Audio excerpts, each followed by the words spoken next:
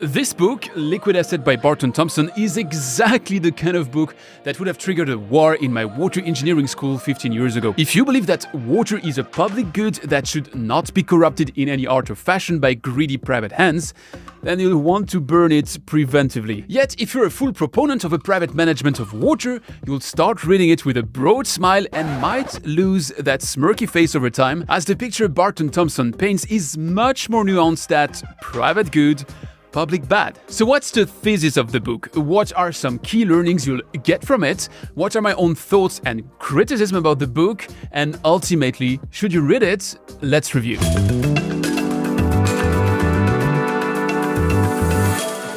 Over the years, I got to read a good bunch of water books, which then led me to interview their authors like David Sedlak, Paul O'Callaghan, Sean Davis, David Lloyd Owen, Alice Schmidt and Claudia Winkler, Scott Hamilton, Abdullah Al-Shei, Peter Gleich or Seth Siegel. Yet for Barton Thompson, it played out the other way around. I got to interview him and then only read the book, which is a pity because I would have had more questions after reading the book. Now, Liquid Asset Subtitle kind of gives away its main thesis, how business and government can partner to solve the freshwater crisis. To be clear, Barton Thompson's point of view is not that the private sector does things inherently better than the public sector, or the other way around, but that each of them have specific perks which, if used right, could offer a solution to the growing water challenges we face. And I say we, but the book mostly concentrates on the US, and I would even postulate that it offers even more depth on the western half of the US. It doesn't mean that the book is useless if you're from anywhere else in the world, but especially when it comes to policies and structurally specific challenges,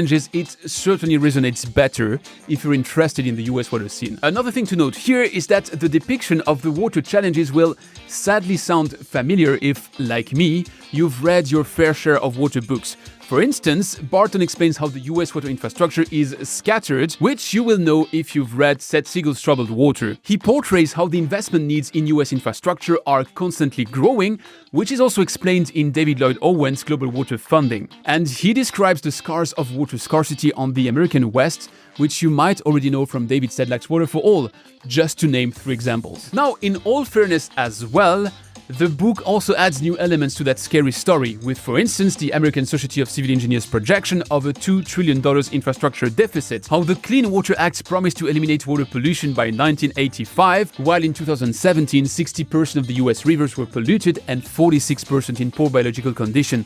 Or some more anecdotal stories you might use in your next dinner in town, like how Guinness and Irish stouts being black is linked to Dublin's water pH, and a myriad more cool little anecdotes. Exactly. Cheers. Anyway, I guess you can't open such a book with a 2-sentence chapter that says, yeah, there's a problem, but please read the other books. I won't talk about problems, I'll only focus on the solutions. So I'm not arguing the opening chapter absolutely had to be made. But fundamentally, the book reviews if the private sector can bring anything unique to solve the water crisis, and if yes, what? It also reviews the risks and limits of that involvement of private players. It then gets into how difficult it is for private solutions to solve public challenges, given the structure of those public challenges, which is clearly my favorite part of the book. And finally, it outlines a future where public and private forces come together, with hints as how policy might nudge this and where to start. The thesis of the book, as I understand it, is that there are fundamentally 2 fields where the private sector has a clear edge of the public sector: water technology and its associated innovation and development, and financial engineering and its related funding mechanisms, and various pockets and assets. And if it's not your first time here, you might understand how it especially resonates with me when Barton explains how one would well be inspired to facilitate the rolling out of private water technology in public water systems. Now, interestingly, the book also shows how the transfer of operation of water systems to private players probably only offers limited merits. It especially looks into the costs of operation, which are often quoted as the reason for going for a private operator who would use all his accumulated knowledge to cut that cost. Well, Barton proceeds to demonstrate that the opposite actually happened, even though he discusses if this is necessarily a bad thing. In a nutshell, public operators have structural, tax and financial advantages which, granted they have sufficient scale, enable them to operate their water system for the same cost or cheaper than the private sector, which also also needs to make a profit in that same endeavor. But Barton Thompson also nuances that view by noting that cheaper isn't always better, and that the public water bodies might stick to an electoral agenda, which means a shorter sight and horizon, which doesn't necessarily align with the timelines of a typical water infrastructure. So the secret might lie in the role of policy as a way to control a potential private or public operator, which is something I'll discuss later on today with Barton using the example of Manila, its public authority, but also its two private water operators, Manila Water and Maynilad. Then Barton also embarks on a more controversial couple of chapters where he proceeds to prove that trading water and using markets to ensure that water always flows to its highest value use is an almost always net positive, to which I would personally disagree. You might remember that this is a topic I've researched a little bit a while ago, even if I'm not going to pretend I'm an expert. I link you my two conversations with Scott Hamilton and Ellen Bruno in the notes, but if you want a reminder of my conclusion at the time, groundwater trading, good. Surface water trading, meh. I hear Barton's arguments that California in particular, but also the entire western US in general, have a quantity of aqueducts and pipelines which open highways for that potential trading.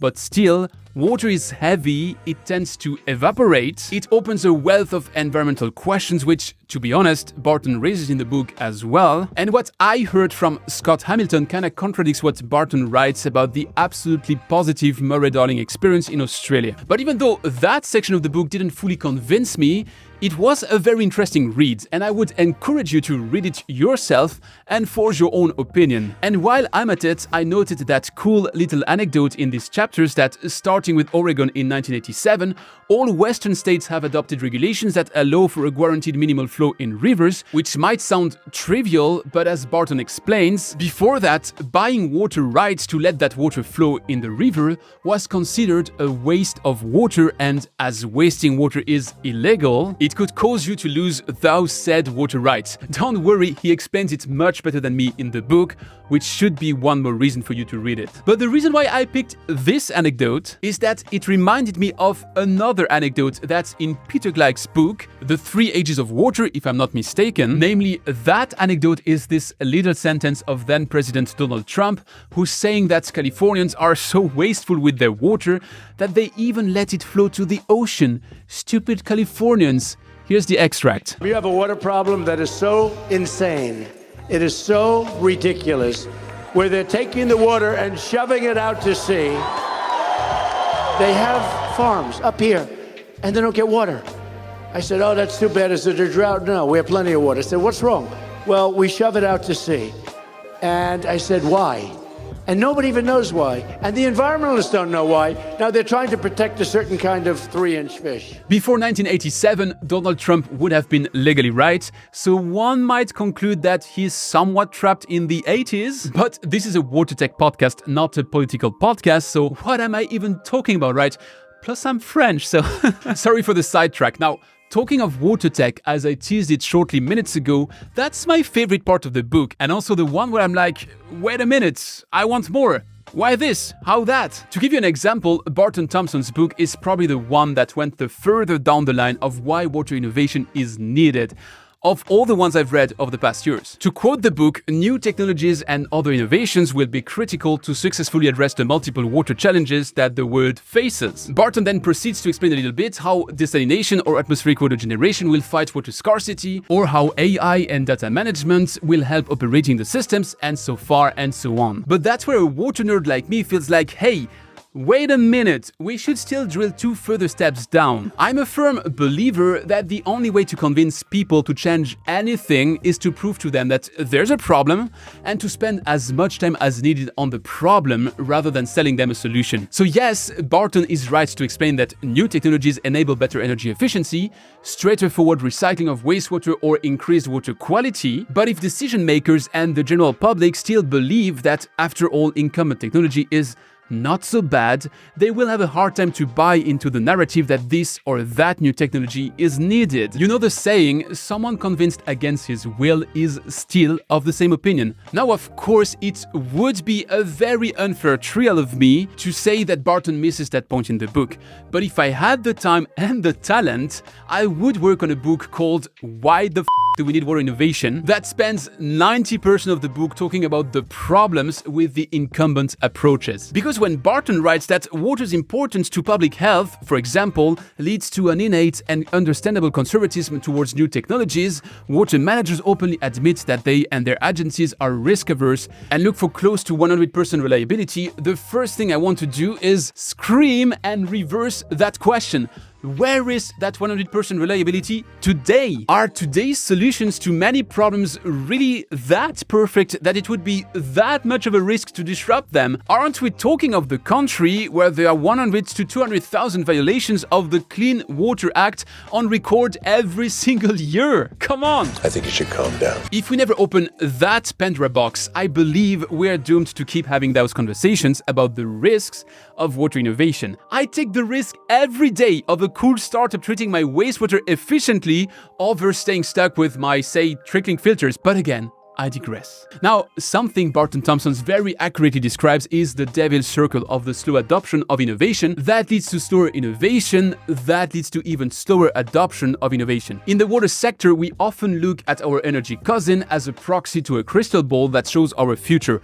Well, as Barton shows in the book, by 2005, the clean energy sector was introducing twice as much patents as the water sector. Yet, as a result of public incentives for the adoption of clean energy technologies, patents, used here as a proxy to innovation, jumped over the next years so that by 2011, the clean energy sector was now introducing 6 times more patents than the water sector. On the one hand, we can blame public agencies for their water illiteracy, but great understanding and belief in energy, which led them to grant $8 billion to clean energy research from 2001 to 2014, while they only poured $28 million in water over that same period, namely 300 times less. But on the other hand, I think we should look ourselves in the mirror and try to understand why our collective narrative that water innovation is needed doesn't stick that well with them. Finally, Barton Thompson looks with great depth into the financial links that exist between public and private players in water, such as insurance companies buying municipal bonds to finance infrastructure, but also that could be further developed, such as private-public partnerships that only represent 1% of new infrastructure projects in the US, or financial services to smaller public players that can't issue bonds, such as what WFX or Moonshot missions do. Barton also opens the broader topic of corporations' involvement in water as a way to manage and mitigate their water risks, but also renew their social license to operate and indirectly serve the public good by reaping welcome side effects to their water conservation and stewardship initiatives. For a finance muggle like me, that's also very interesting to read, as I have to admit I had never really thought of the tax, policy and financial implications of bonds and or amortization of assets before reading Liquid Assets. In conclusion, what did I think of the book overall? As it would hopefully have transpired at this stage, I really enjoyed reading it. It's adding context to a field I've already pretty much explored, and it will prove even more interesting if it's the first book you ever read on the US water challenges. Barton always makes sure to start a chapter with a story so that you get a concrete example of what he'll discuss in the next pages. That makes the read even more enjoyable, and contrary to a very academic book like David Lloyd Owen's Global Water Funding, it's really written in a style that's made to be enjoyable. Less funny than a David Sedlak who will allow himself to crack a joke from time to time, but highly enjoyable. Now, in the critic column, I regret a bit of the book's relative neutrality. Yes, Barton's opinion percolates a bit through the pages, but there's no super strong tirade that would share his gut feeling and get you to whether embrace the cause or hate what he's suggesting. It's more of a subtle nudge, but that might also be because the other water book I've been reading recently is Erin Brockovich's Superman's Not Coming, so of course there's a little contrast in style. So should you read it? Well, there are really few books I would not advise one to read, so it will come to no surprise that my answer is actually yes, you should. But to be more specific, if you're into water tech adoption, water finance, water policy, or in a management position in a water agency, utility, or company in the US, then I'd recommend you take it in your swipe files of things to read in a plane. It will definitely bring you a couple of useful insights you will thank Barton for. I would also put it in the hands of water engineering students. To circle back to my engineering school opening comments, I absolutely see how it might make some of them cringe over it, because it's well known that the private sector is the devil, but I think it would make for interesting conversations I wish I'd had 15 years ago. Then, if you're not interested in US water and don't want to make the mental gymnastics of thinking deeper about how the same governing forces lead to similar outcomes in your geographic context, well, you can pass on that book. You might be more interested in another one like When the Rivers Run Dry by Fred Pierce, or The Big Thirst by Charles Fishman, or The Three Ages of Water I already referred to by Peter Gleich. And on the other end, if having read Barton Thompson's book you want to dive deeper into the adoption of water innovation, well, I've just put my hands on a very recently officially published book, so that one might be the next I'll cover in my book club. Who knows, right?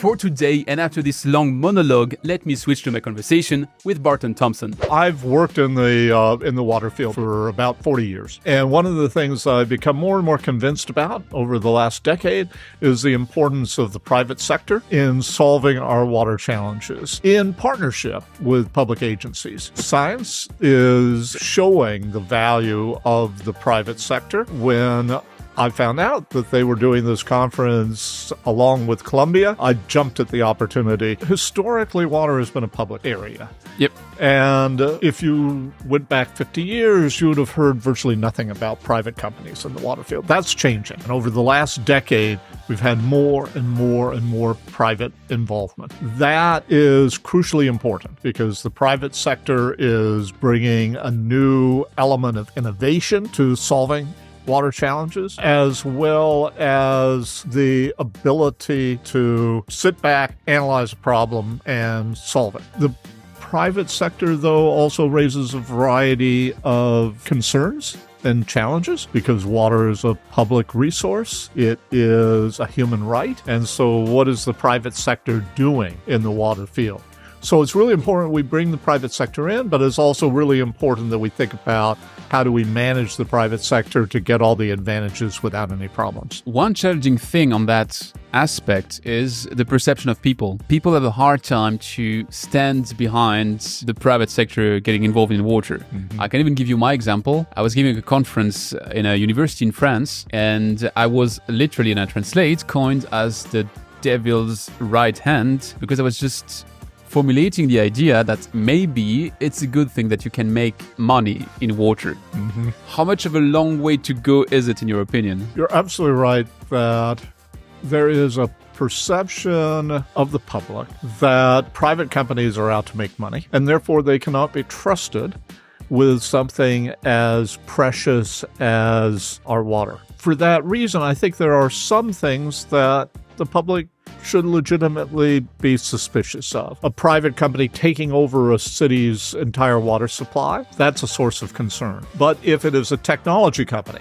which has developed a new approach to desalination or a new approach to recycling, there the private involvement is a much lower risk but has real potential payoffs. Similarly, if you bring a private company in not to take over your water supply system, but to manage the water supply system, maybe to build and run a new piece of technology, there again, the risk to the human right to water, the risk to the public elements of water, much lower, but the advantages are incredibly high. You're a professor, right? Yes. Do you believe it might be a research topic to just prove or disprove private involvement to be a good or bad thing? It's challenging to take a look at the entire area of private involvement in water and prove that it is either a problem or totally safe, because the field is so large and there are so many different companies. Some of the companies are great. Some of the companies are, to use a term I frequently use,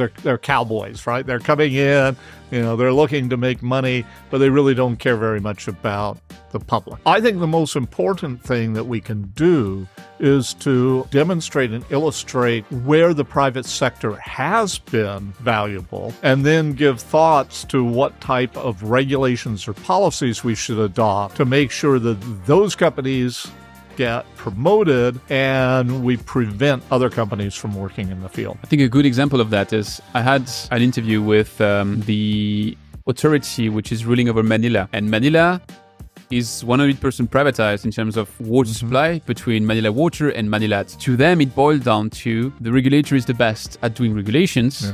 and the private company is the best at operating. So one should stick to what it's best at.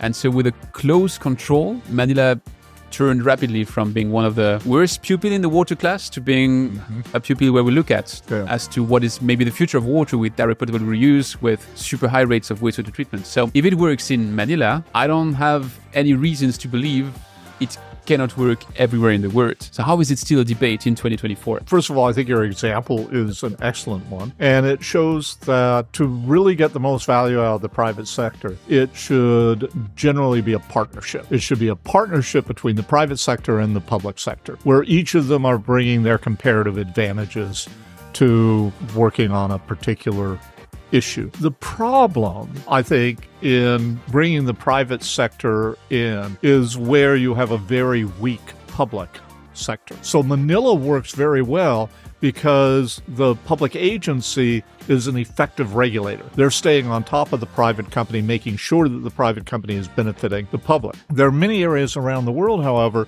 where governments are weak or governments are corrupt. And that's when you have to begin to worry about, for example, the privatization of a utility, because if the government is corrupt, it might very well be that they'll simply collude with the private company in order to get as much money to the private company as possible. If, on the other hand, the public agency is just incompetent, then it won't be able to oversee the private company effectively. So it's a governance issue. It's always a governance issue. I mean, my view is that most challenges are either governance challenges or problem of the institutional structure, the way you've actually structured a relationship. Both layers, governance and institutional layers, are the ones you see the less in these kind of conferences. Like, they don't mix with the sector, not so much, let's say. Yeah. How do we bring them on board to share best practices and also maybe influence a bit the path and where it's heading? I wrote a book that just was published this year called Liquid Asset. The entire purpose of Liquid Asset is to talk about these issues that we're discussing right now. What's the role of the private sector? How can the public sector oversee what the private companies are doing? How can the public sector make it actually sometimes easier for a private technology company to actually get its new technology implemented? All of those are the sort of issues there. The purpose of the book was not to speak to other academics, but to speak to public policymakers as well as businesses. I haven't read the book yet, I'm sorry. Don't worry about that. The book is partly talking to policymakers as to what type of policy should be adopted. It's also, though, as I said, addressed to the business audience, because businesses also have a responsibility, if they're going to work in this particular field, to realize that this is a public trust asset. Water is a human right. And if you're going to be a business operating in this field, you can't treat it like making computers. You have to realize that you have a public responsibility, even though you are a private company. And if not, you're not going to succeed. Actually, if I'm not mistaken, the human right is the human right to affordable water. It is a human right to affordable, safe, and accessible drinking water. Affordable is the most tricky part in the sentence, because operators will tell you water is too cheap, and I would say rightfully so. And the public perception will always be that, why do we need to pay for that stuff which falls for free from the sky? And then you can try to explain to them that you're not paying for the water, you're paying for the treatment, and you're paying for the management, and you're paying for the conveyance and everything. But it's always a difficult equation. And so if now on top of that, the company delivering that water is a private company, then it's even more difficult as a message to bring across, to say a private company wants more money for the water, which is a good given by God.